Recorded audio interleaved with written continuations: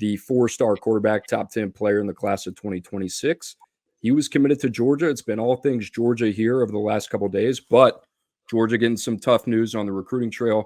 The hats on the table: Oregon, South Carolina, Ohio State, Auburn, Alabama. I know you are embedded in this recruitment. So what's the latest with Mr. Curtis here?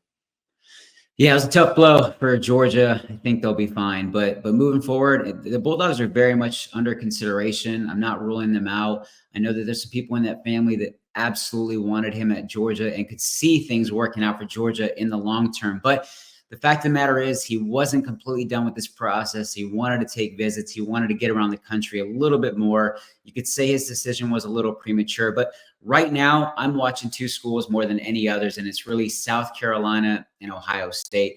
I'm not ruling out the likes of Oregon, Auburn, Alabama. He's going to take a lot of visits, but I do know that Ohio State was very much in play when Bill O'Brien was there. Chip Kelly came in, things got shook up a little bit. And then obviously South Carolina's had him on campus a couple times, and there's a lot to like with the Gamecocks. I think they really have opened his eyes with his process. So keep an eye on South Carolina. But again, long way until this one gets completely wrapped up.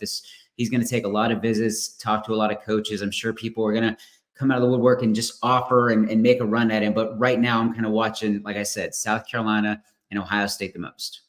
Tom, is this a decision that comes soon, or are we going to wait until after the coaching carousel spins here in December and January? I think that could obviously shake some things up. I think it's going to be one that he takes his time and makes sure that his next decision is his final one. Now, we've talked about, him potentially reclassifying. We've said it on the show in the past. There's been rumors in the past, things like that. I mean, he is of age. He is college ready. He's got a great build, great frame. He could easily make that transition and be a guy that actually competes in year one if he decided to jump into the 2025 class. But everybody I talk to continues to say he's more focused on staying his senior year in high school, staying in the 2026 class. So obviously if he were to reclassify, then obviously things get moved up and we see a decision sooner rather than later. But as it stands now, fully expect him to stay in 2026. And I do expect him to take his time with this process and make sure the second decision is the right one. Drew, does one situation between Ohio State or South Carolina kind of stick out to you as a better fit for Jared Curtis? Well, we said it, I believe, Monday on the 105 on the CBS Sports Network. Hey, South Carolina for him, that one is an intriguing fit and an intriguing marriage just based on what Shane Beamer has been able to do on the defensive side of the ball. We're talking about one of the top pass rushes, not only in the SEC, nationally. Now you're pairing him with a quarterback, and I know they like Lenore as sellers, but South Carolina's struggled to find that vertical passing threat. Jared Curtis, from what we've seen, he can extend it, put it down into the deeper third. We like the receivers that got committed here in the 2025 cycle. You also got the freak from Area 51 still there in Nick Harbor. So to me, South Carolina, I think that'd be a huge statement for them. Could potentially be kind of the piece that pushes them over when it comes to competing in the SEC.